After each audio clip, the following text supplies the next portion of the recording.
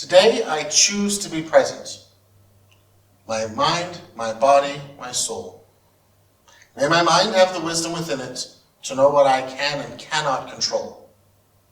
May my heart have patience and courage so that I may pursue my goals, and may the love of those before me always be etched into my soul. Your father was born to a Jamaican immigrant and a Métis woman. I went to elementary school in a building that doesn't even exist anymore. There, I learned about our Indigenous heritage, to speak Cree, and about the symbiotic relationship we foster with the earth. At home, I learned about our colorful Jamaican heritage, from cooking to tradition to music. I thought all of this was amazing. All of this energy and love pointed at the future, and they might not even get to see it. It touched me. I wanted to know more and more. I had no idea that becoming an emblem of my culture would draw hate towards me as well. School wasn't all rosy. I was given more than one black eye by people who thought I wasn't Indian enough to participate in the ceremonies and festivals of my people. I was sent to a speech therapist to remove any traces of my Jamaican accent that I inherited from your grandfather, and I was made to cut my hair short so that I didn't go to school looking too nappy. I was complimented by many an adult on being a white-passing mulatto. And all of this was incredibly confusing to me because I saw no reason to be ashamed, or to hide, or to pass as anything. I like being me. But the truth is, there is a war going on. It has spanned generations and been less than humane.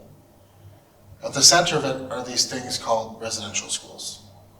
And as bad as my school was, it wasn't close. Children were taken from their parents and put into these schools and made to pass by any means necessary. Thousands of them never made it home, and those who did are forever changed, and not much older than I am. And for a lot of those people, when they think of their culture, it comes with all that pain. I tell you this story not to make you angry, but to show you the ways the anger and hurt of others can be passed on, ways that make it hard for you to love yourself or your heritage.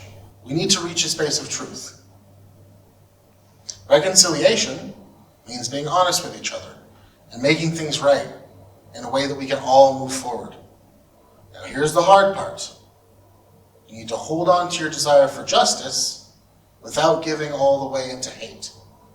The only way we truly move forward is if people live with a genuine desire to love and build a better world. And you can't do that if you fill your heart and soul with a desire for vengeance. Today, we choose to be present. Our minds, our bodies, our souls. May our minds have the wisdom within them to know what we can and cannot control. May our hearts have the courage and patience so that we may always proceed to our goals. And may the love we put into the universe touch someone else's soul. We build the future, each of us, one day at a time. And in that way, we get to participate in the truth and the healing of the world. If we want to build a good future, then we have to be part of the solution and do our best every day. Some days that'll mean doing a round dance or a smudge. Some days it'll mean patiently listening while an elder tells a story. Some days it'll mean protesting injustice with your friends. And someday it'll mean sitting down and teaching the next generation. It pains me to tell you this, but somebody will always think you shouldn't be who you are, tied to as many stories as you are. That you should just choose, that you should just pick one. But the truth is, you are a multitude, my son.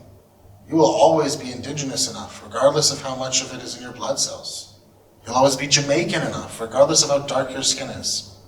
You'll always be Irish enough, regardless of how little green is in your eyes. You'll always be Canadian, regardless of how much you embrace the truth. You'll always be enough for me. You'll always be enough, son.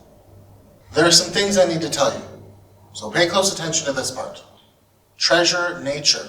It's not just the background. Go out and feel the sun. Enjoy the wind on your skin and take it in. You are a part of it too. Cook.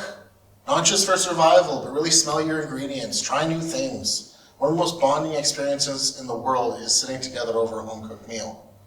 Stretch. Your body is alive, and it needs your help to keep its bones from getting dusty. It'll keep you moving a lot longer and you'll feel much better. Love openly, without fear. Love saves us during the dark times, and although love will eventually hurt you, it is the most worthwhile reason to ever be hurt. Do one scary thing a day. Remember that fear is a response to the unknown, and with practice, you will do things you never dreamed of. Explore. There is so much to see in the world. The more you see and the more people you meet, the wiser you'll be. Have fun.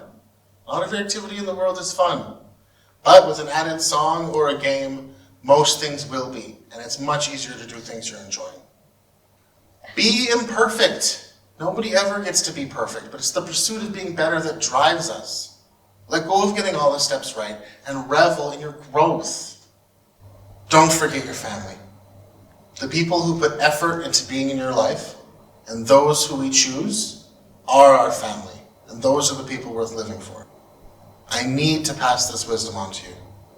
Someday I won't be able to do it in person. Some of it is what I was taught, and some of it is my own experience.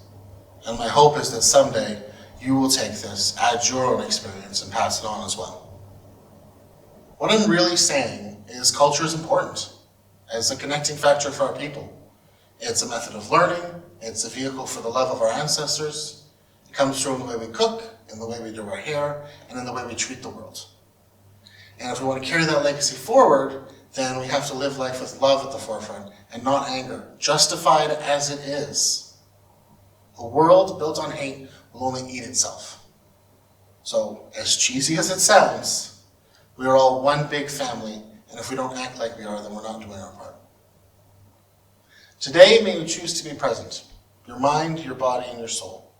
May your mind have wisdom within it to know what you can and cannot control. May your heart have courage and patience so that you may always pursue your goal, and may the love of your family before you be forever etched into your soul. I love you, Finn. To the moon and back, and forever after that.